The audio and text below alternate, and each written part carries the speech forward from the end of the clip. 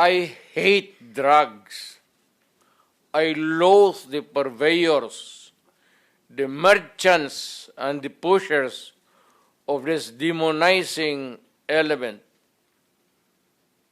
I have not failed to emphasize this from the very day of the campaign when I ran for the presidency in 2016. This was my covenant with the Filipinos who believed in me.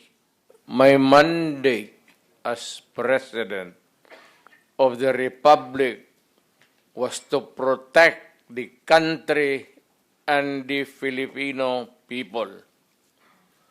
Do not question my policies because I offer no apologies, no excuses. I did what I had to do.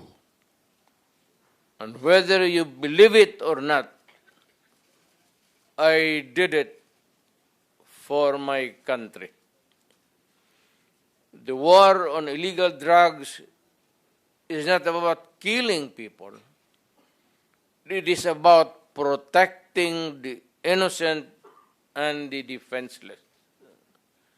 The war on drugs is about the eradication of illegal substances such as shabu, cocaine, heroin, marijuana, party drugs, and the like, as a menace which ruins people, families, communities, and relationships, and tears apart the social fabric which binds society together in peace, harmony, and brotherhood.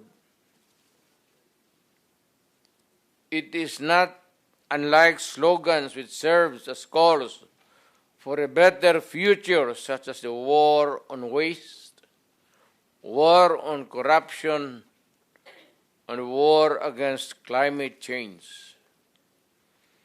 I have always viewed people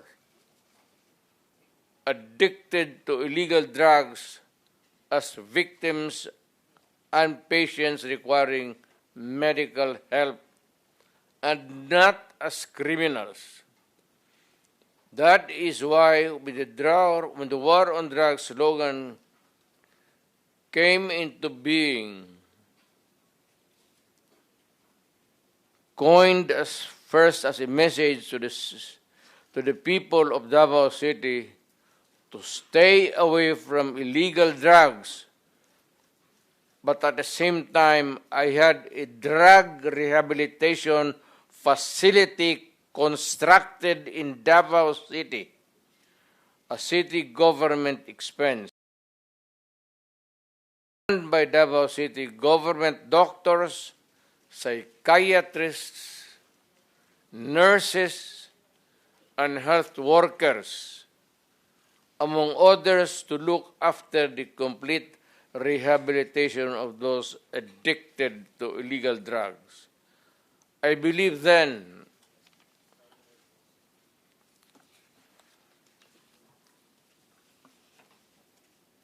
and I still believe now that rehabilitation and not fear of death or incarceration to be the key to the return of the addicted individuals back to the mainstream of a just and forgiving society. But no mistake about it, I hate drugs. I loathe the purveyors, the merchants, and the pushers of this demonizing element. I have not failed to emphasize this from the very day of the campaign when I ran for the presidency in 2016. This was my covenant with the Filipinos who believed in me. And to this day,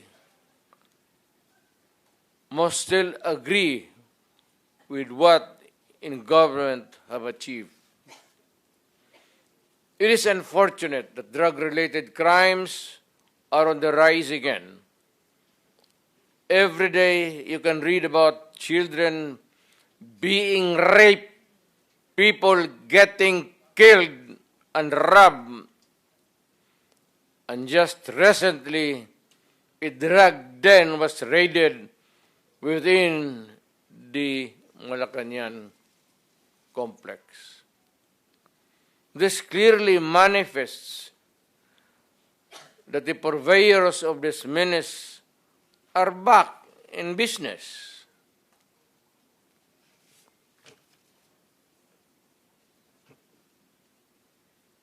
Ano? Gawain natin. The Filipinos are anxious and distressed. Self-preservation is still the first law of nature. It is instinct. It is recognized in our laws as self-defense. That is why I have always told the police authorities and operatives to be mindful of this basic law of nature. However, I tell them not to abuse their authority and power, and hindi ko talaga pinayagan yung abuso ng pulis o sundalo kailanman sa buong buhay ko and as mayor for so many years and as president, in the guise of protecting themselves. But when your very life is placed at risk and it can be snuffed out in a matter of seconds, then and only then must you act accordingly. Repel the aggression only in self-defense